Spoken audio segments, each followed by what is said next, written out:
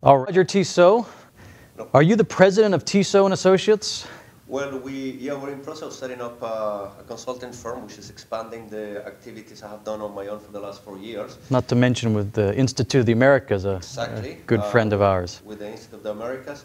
And now, I'm partnering with two great associates, one in Buenos Aires, who's going to look after all our business development activities in Buenos Aires and Bogota, and somebody else in Houston. Good. Well, let's talk about, you obviously follow the region very closely. I want to ask you a very specific question that's been discussed here at the 21st Annual La Jolla Conference. Is the Western Hemisphere the new global energy capital?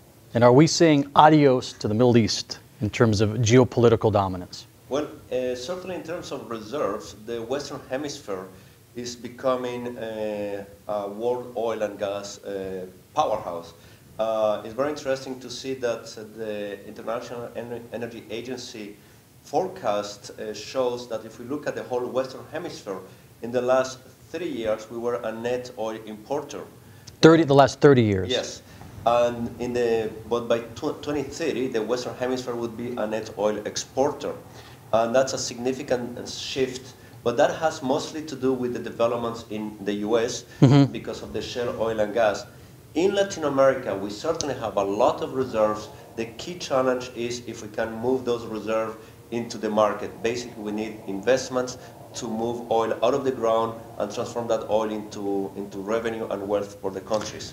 I think that's the perfect segue to the next question, which is, can this shift toward the preeminence of the Western Hemisphere take place without a major recovery in Mexico and Venezuela in terms of production?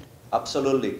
To think that in the next 30, 40 years we could become the global oil power without Venezuela drastically shifting their policy and strategy is not realistic, because all other countries, although have had significant discovery, I'm thinking about Brazil, significant development in terms of production like Colombia, it is impossible none of those countries have come even close to the potential that Venezuela has already discovered. And then Mexico, I mean, let's talk in North American terms in Mexico. Mexico also is key in terms of the production, because right now the only thing they have managed to do is to slow the decline level. Now they are basically recovering some of the reserve, but there is a long way to go in terms of their production potential. And yeah, definitely Mexico should really look at their policies, because if they were to open up some of their activities the way Colombia has done, the investment boom in Mexico would be huge. Well, let me wrap this up with, what about the unconventional plays? I mean, you've looked a lot, and you've talked, I know we've talked together about some of the issues of price, and you really feel that at some point the natural gas price in North America is going to come back. And I guess that means deter some of this shale gale boom. Well, I think the shale gas is a question of economic. Definitely, the shale gas boom is here to stay, but companies are not in the business of losing money forever, and there is a number of companies that are really having a difficult time making their financial obligations with the current price.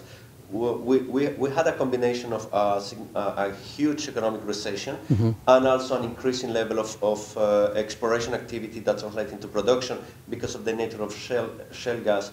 But me and many other people are looking at the declining of new exploration activity, drilling activity in the next 2 years. So if we reduce the level of exploration and production, and at the same time we hopefully see a slow recovery, so we would see that supply and demand would balance around $4 or $5 MCF maybe in the next couple of years. And we're around $2.50. We are around $2.50 today. Okay. So, final question. Are we at the point where the Western Hemisphere says adios, Middle East? I don't think so. It would be nice to think that way, but the swing producing capacity of Saudi Arabia is fundamental in terms of balancing the market. Unfortunately, Venezuela provides still huge uncertainties.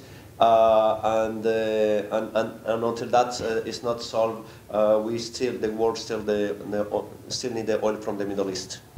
Great. Roger, thanks so much. It's always great to have you with us here in La Jolla. Thank you.